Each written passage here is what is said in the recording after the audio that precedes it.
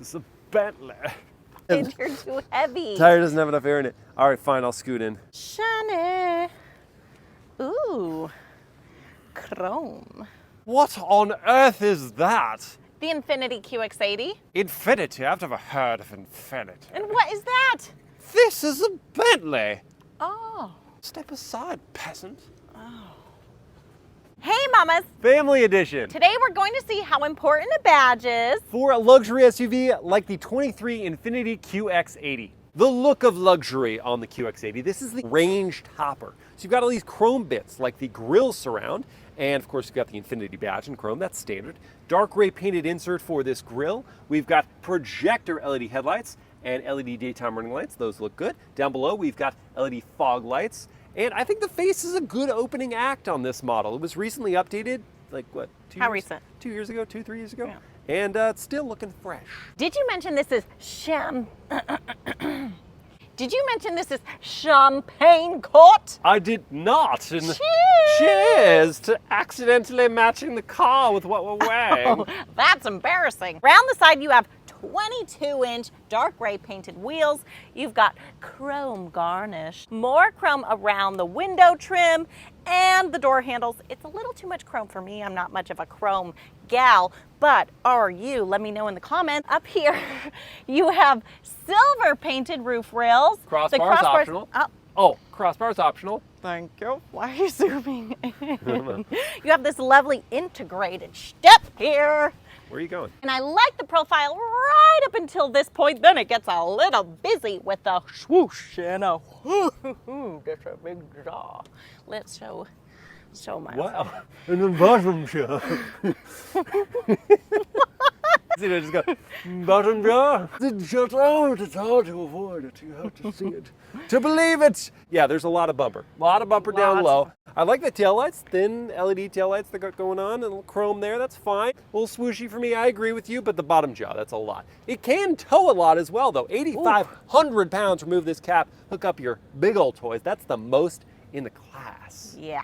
Now let's see what the interior has to offer us. Come inside the QX80 where you have a wood and leather heated steering wheel, TFT display. I wish it was fully digital with a head-up display, but you do have a 12.3-inch screen with wireless Apple CarPlay, Android Auto plus built-in Alexa. You can touch the screen or use this dial to control it. I will say that the backup camera has a lot of different angles, but it doesn't take over the whole screen. Drop it down low to see this anthracite wood trim.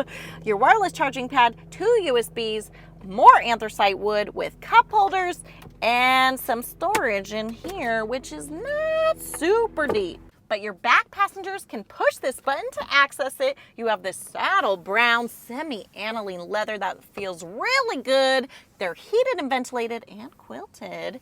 You have a small sunroof, not a pano. You can get captain's chairs or a bench seat, and with the bench seat, you could probably fit 3 car seats across, or at the very least, an adult can sit in the middle. Not as nimble as I used to be. For your car seat setup, you have 2 sets of lower latch anchors, 3 tethers, 1, 2, 3, and an adult can fit behind a car seat.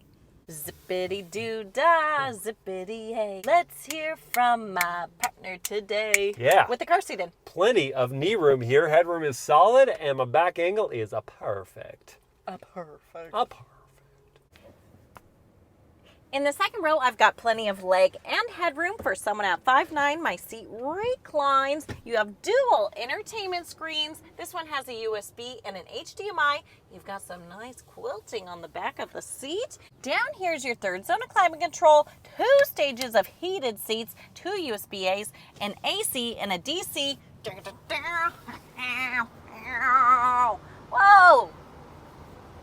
Full blast. You have vents up top and a Bose Performance Series sound system. Ooh, more of that anthracite wood and the leather. It's quilted, one-touch windows. Missing my sunshade though. No sunshades. To the third row.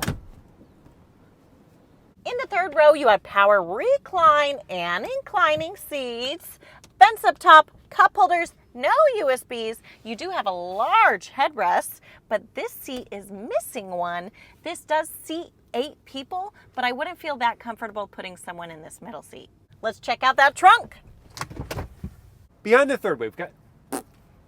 What's going on with you? Do you need some food or something? Oh, you need food. You need sustenance. Yeah. Overheating again. It's annoying that we have to stop what we're doing to get you fed. Oh my gosh. You're a human. Are you going to leave me in the caboose? That's right. What we're doing? Oh, fine. All right, behind the third row, we've got 17 cubic feet of space. It is a body-on-frame SUV, though, so the floor is kind of high compared to a unibody crossover, and the storage underneath that floor isn't really much at all. Yeah. You do get a DC outlet over here, and it's a power folding third row. These buttons here are going to do that. The second row, you're going to have to do manually, and let me just tell you, the power fold on this third row and the power raise. You're going to talk throughout this whole thing? Yeah, it's just... Please don't. It's unreal. We were supposed to fast forward this part. It's so slow.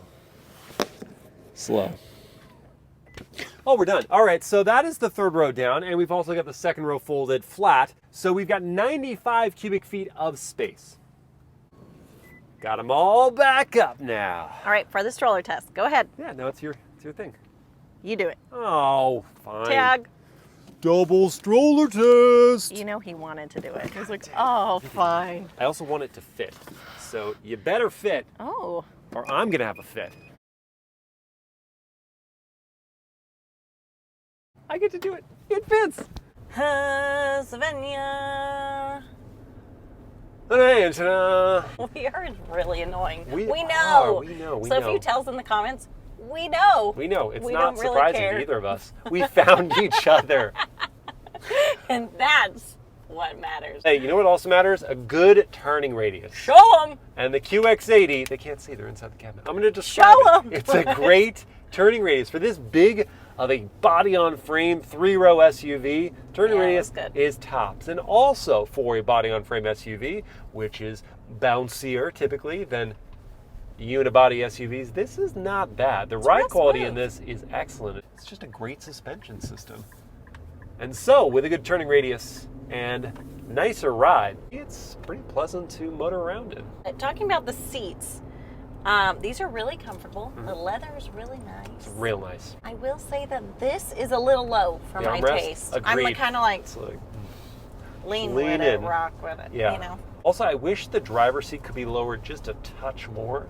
I know, again, with the body on frame, the floor is higher, and so you don't have as much adjustability. How many times are you going to say body on frame in this video? A few more times. The brake is really easy to modulate. That's important. You don't want a super grabby pedal or one that you're not sure you're actually braking. Let's talk about the engine. The powertrain in the QX80 is a 5.6 liter naturally aspirated V8 that with makes 400 horsepower and 413 pound-feet of torque. It is connected to a 7-speed automatic gearbox, and it sends power through a 2-speed transfer case. This is a legit 4-wheel drive system. None of this all-wheel drive, permanent all-wheel drive. You get to choose. You want rear-wheel drive? Good for you. You want 4-wheel drive. You can crank this knob over, and that's what that is for. This thing can really hack it off-road. It's got the ground clearance you need. You might need to remove those awesome running boards if you want to get really far off-road, but it's got ground clearance for you to get to solid campsites and great power. Plus, it can tow a lot. We already talked about that. We already talked about the towing, but agreed. So this is a really versatile, family-friendly, fun SUV. Sounds good. I like that V8.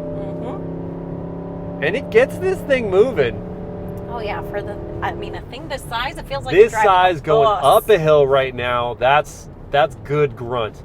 The steering is very light and vague. Now, it's got a lot of play to the steering, which is going to be great for off-roading, so you can kind of have very clear control over where you want the tires. But here on road, having this much play is going to make you feel a little unsure of where it's going to be in the lane. And particularly when you're driving something this big and heavy, you're going to want to feel like you want control. So that is something you're going to have to get used to in the QX80. But the power, you're going to love. And it's super smooth in the way that power is delivered. So getting around town, it's not in a scary amount of power. It doesn't come out in a frightening way. But it has the passing speed you need for daily driving maneuvers. For safety, we have a digital rear view mirror. Very handy. Yes. So especially when you have car seats in, great for seeing out the back. You have forward automatic emergency braking, blind spot monitoring, blind spot intervention, all the standard features. Pedestrian warning, fuel economy. Yes. This gets 13 in the city, 19 on the highway, 15 combined.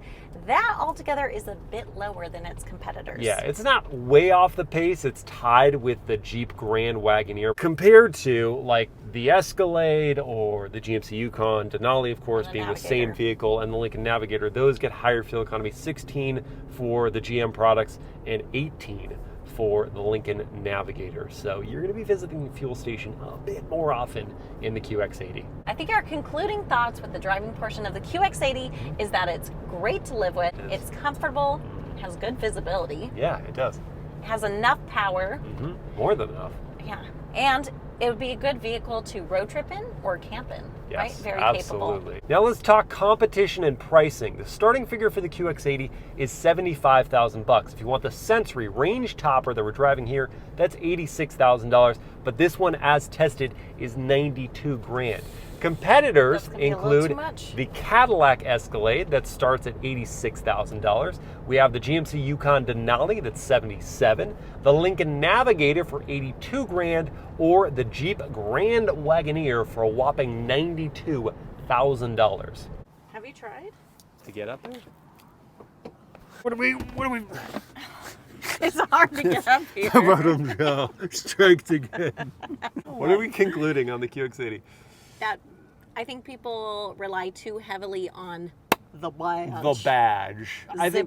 I agree, because I think that what you're getting in terms of classic luxury in the QX80, the ride quality, the power, the leather seating, all that is solid here. Right. And I think people could miss that if they misjudge the badge and say, we're going to move on to something like the Escalade. $75,000 starting price, that's a heck of a deal for this thing.